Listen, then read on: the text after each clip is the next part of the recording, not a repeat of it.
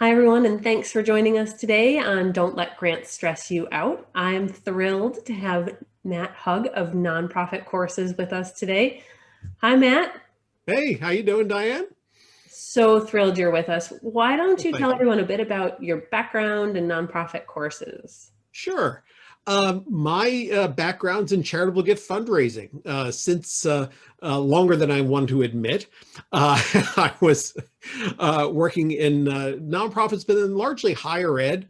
And in '05, started my own consulting firm, started teaching, really enjoyed teaching. It's something I've always liked to do, and started doing it in higher ed and graduate programs in a couple of schools around the Philadelphia area. And they actually sent me overseas, Africa, Southeast Asia, Europe.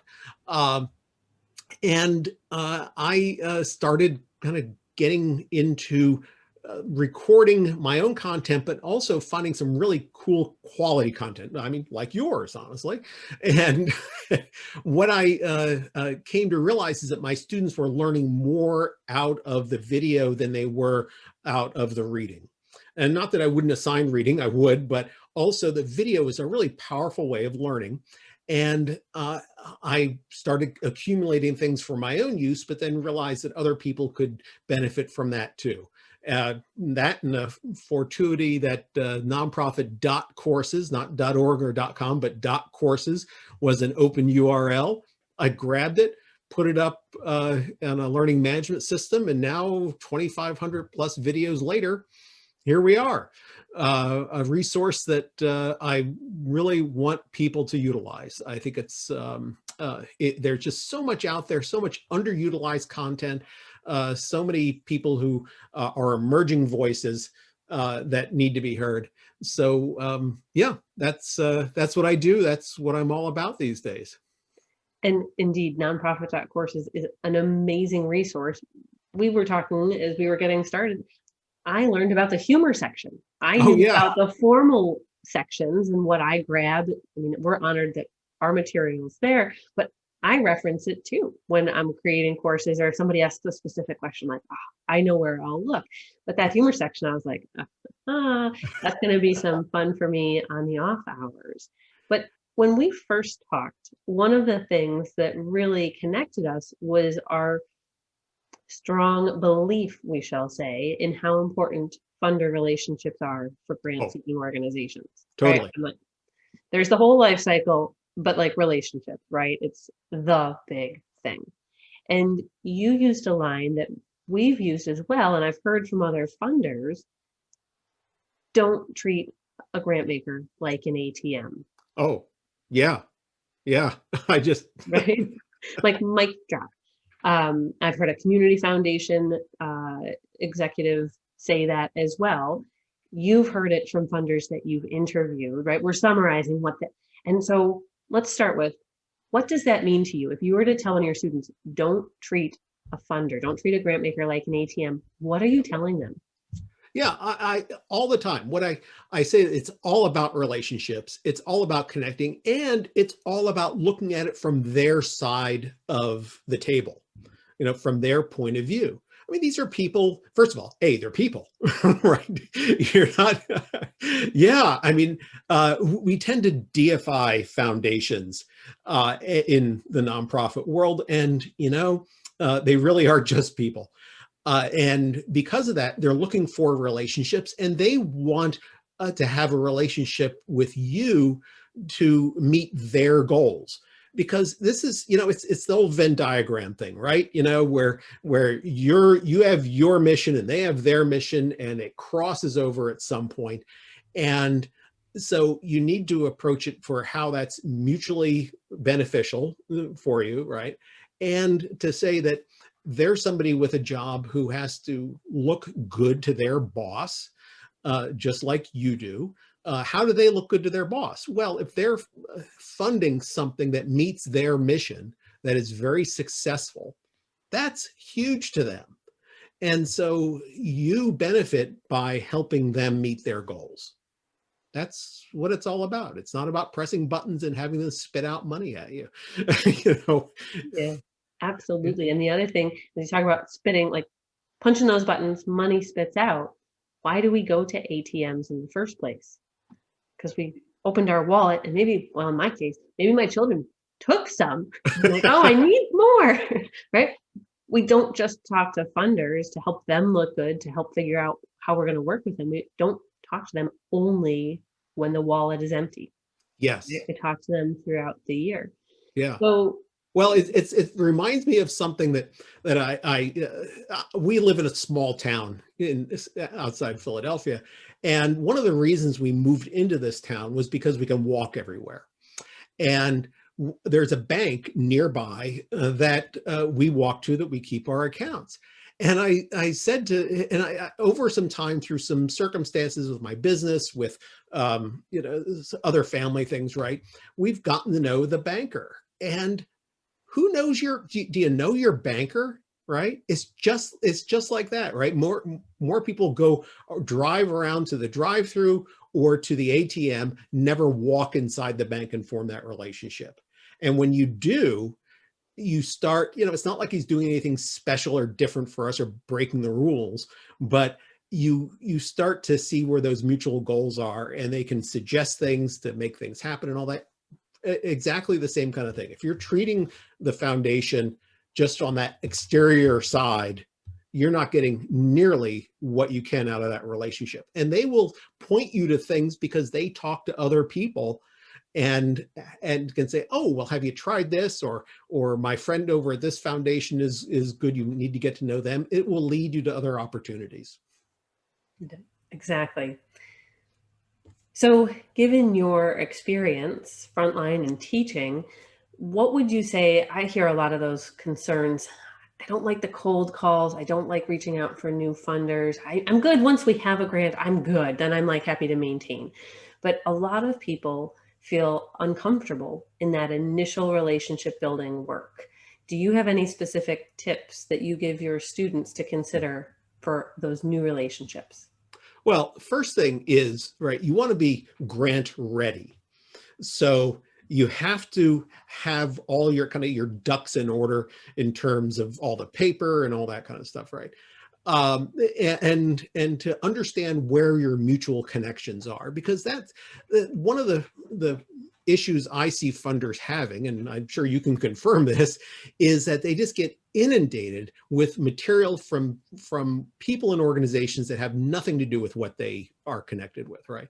So if you have done your research and understand that you have something to offer them, now that makes that relationship much easier. Because one of the things is that, funders, especially if they're very tightly specialized, right? Or you're dealing with a program officer, they're geeks about what they do.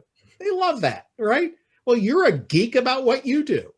And so having that geek to geek conversation that has nothing to do with money, but just the subject area around it, is really comfortable for both sides. I think that's actually why a lot of folks apply to foundations as opposed to talking to people individually for money, for their own personal monies, because it's harder to have that geek to geek conversation, right? So that's number one. Number two, put yourself where they are physically. Now it's a little harder these days, right? But as much as you can put yourself in positions where they're going to encounter you, where you, and now it takes a little bit of thoughtful research to figure out what organizations do they belong to, or what where you need to be, right? But I think that's it's like anything else. It's networking. Mm-hmm. Our lives, if you find a job, right? How do most people find jobs? Not by just sending in a resume. It's just like sending in a grant application, right? Yeah, maybe you get some hits because it looks good, right? But no, you're going to get that job through networking. So being where they are going to be, and then getting other people that in your world, and believe me, you will know somebody in their world and your world. I mean, just check. I am shocked all the time about what LinkedIn offers us, right? I found somebody who is connected to somebody that I never knew would know each other. And I found out that they went to high school together 45 years ago. And I was like, wait a minute, how do these people, how does that work, right? I mean, so networking, and whether it's physically or putting yourself where they are electronically, on LinkedIn or whatever, that's how you need to do these things. Even these ones that say, well, we don't take applications unless, they're only pre-approved organizations. Well, that's if you walk away thinking, oh, hang your head, oh, we're not pre-approved, we can't do that, they're being people, right? No. Your job is to get yourself in their world so that then you become pre-approved. Yeah, that all makes so much sense, right? I joke about it being the 6 degrees of Kevin Bacon on LinkedIn. Oh yeah, well, Philadelphia, we know that. Right, and it doesn't take very long before you find, and even when you're throwing some of the big names out there, right, you can quickly find connections. But when you're talking local and regional, it's amazing how someone will be like, oh, I know them from Rotary. I didn't know they were on the board here. And so it snowballs. And Yep. one of the things I love about what you said is put yourself where the grant makers are. I think that a lot of nonprofit professionals, we're filming this during a pandemic, so this is sort of a pre-COVID, maybe we'll get there again. But professionally, where are you at conferences? Mm-hmm.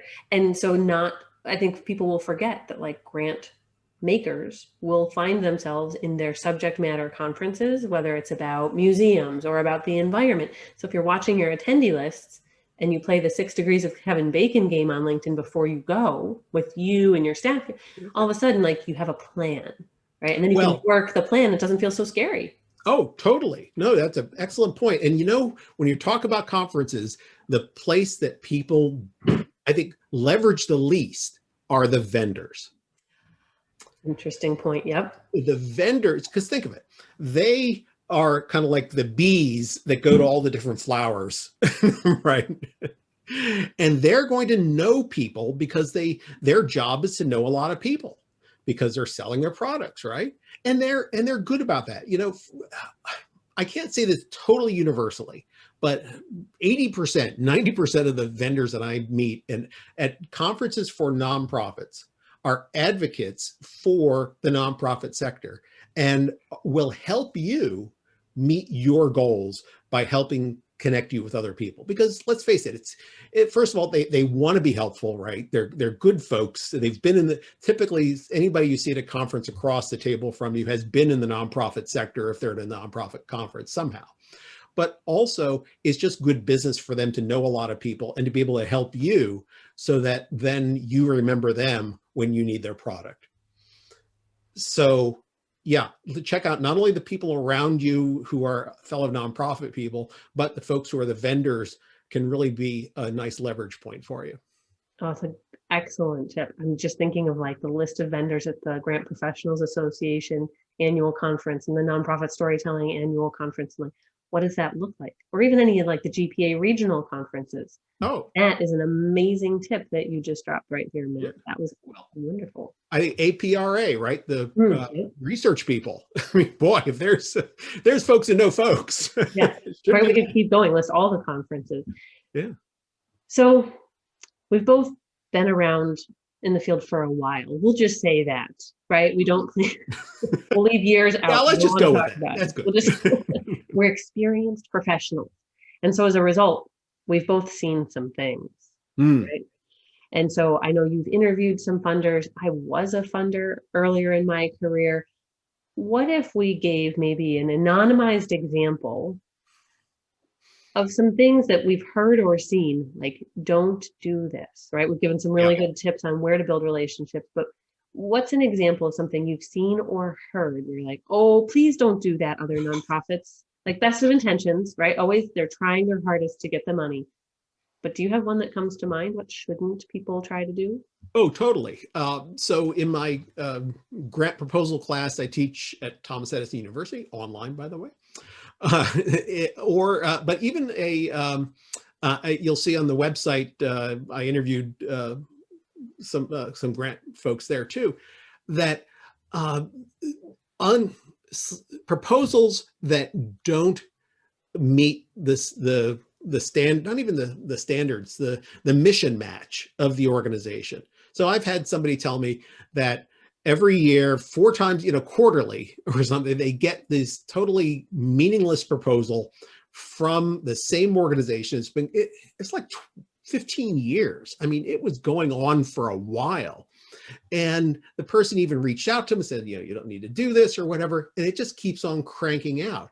Now, I think that has a lot to do with the structure internally at the nonprofit. Somebody is rating somebody on how many proposals they get out, or something like that, right? But you have to consider that these people are conscientious. They're reading things. Now, what happens if one day they get a match on something that's been put out? Well, they may never see it because they've just kind of glazed over your stuff. They don't want to know, about that. So yeah, putting out meaningless proposals, that's a biggie. That's one, because I mean, especially in my career, I will admit, I've seen the evolution of technology through these things, right?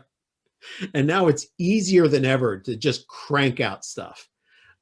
And that makes for grumpy people who receive the stuff you crank out. It does. And right, it's like throwing spaghetti at the wall. So your don't do actually connects pretty well to my don't do. And I also am time warping back before online applications. Yep. We were piloting them when I was on staff at a foundation.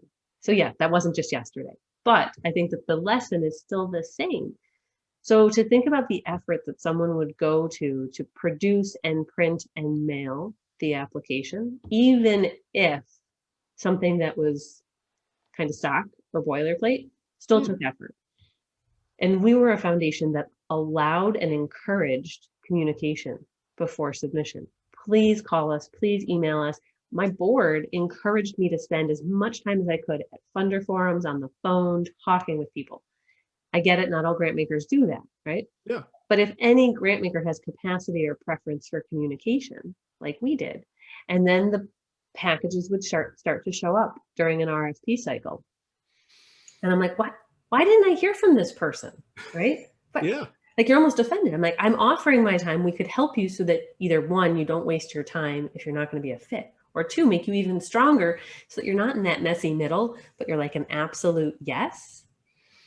And I was always like, that's not the right foot to start it off on. Because then when committee members and board members would ask about it, well, what did they talk to you about?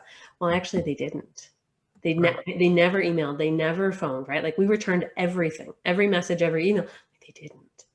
Yeah. Wrong first impression, right? Even if it was a solidly written proposal. And so, I think we could be here all day to talk about don't do's. Well, I think, if you want to do that kind of work, get into annual fund letter writing. There's a great career to be made in doing effective direct mail marketing. You don't have to, thicken it up and do it for foundations, right? Yeah, it definitely. And I think that both stories come from nonprofits with strong missions doing their best to achieve their mission, right? So they come from the best of intentions, but they take so much effort. To your point, like, know your strengths and focus on your best practices in order to be successful. Well, the other thing I'll tell you that I think is, don't get angry by being turned down. It really is an opportunity to extend, assuming that you have a relationship to begin with, right? To extend that further. And if you don't, to open up that relationship. It really, and I need reminding of this all the time, right? It's not personal, right? But it could also be a lever to doing better things. Some foundations they just don't take the first proposal from anybody. And it's kind of a way of thinning it down for the next step, right? So that now you put out a different proposal or another proposal. The other thing too is getting the number right. Asking, how can I put this? Don't undersell your money, the money you need. This isn't a bidding war. It's not like, okay, well, if I just make it lower, then they're going to fund me, right? No, no, no, no, it doesn't work that way, because you are shooting yourself in the foot. You want to have the sufficient funds to do whatever it is you're doing, and having people, having it too low. First of all, if it's unrealistically too low, they're just going to say, I can't understand how they can do that for nothing, right? Second of all, if it is accepted, now you got to figure out where that other money is coming from. That is a major issue, to say, because you're obligated for that, whatever it is. I tell folks, legally, I'm not a lawyer to say this, right? But you got to treat a grant proposal like a contract. And so now you have obliged your organization to provide that whatever service is at whatever cost you said you're going to do it at. And if you need to get more money, that's a problem if you have undersold that amount. Yep. So, Yeah, showing total cost of project is definitely a gap in many proposals. So it's wonderful advice. And so, Matt, this was so much fun to get to chat back and forth and share some tips and tricks. But I know that this is something that you've got a lot of thoughts about, resources about, and others as well, gathered in your nonprofit.courses site, where people can come hear from others as well in the grant field and the fundraising field. So if folks want to learn more from you and from the other experts that you've pulled together on that site, what's the best way for them to do that? Yeah, it's all nonprofit.courses. You go there, there's a contact page, just pop a note into there. That's probably the easiest way, instead of, but I'm on LinkedIn too. LinkedIn's actually a good way of grabbing me as well. Matthew Hugg. There aren't very many of us. There are a couple other Matthew Hugg. Yeah, that's go to nonprofit.courses, check out the subject areas. Check out also the blogs. I have what I call gateway pages, and it's just, I've really tried to make an effort in organizing the content so that it's easy for people to find things they need. So the blog posts, if you find one on a subject that you like, then there's likely to be a bunch of links through there. On the subject area, there's obviously the links, but those go to pages that are helpful. And then advanced search has everything indexed. And the idea being that you can find, a lot more than are on the organized pages for those. And then know that it's, videos are for less than 5 minutes, to more than 5 hours.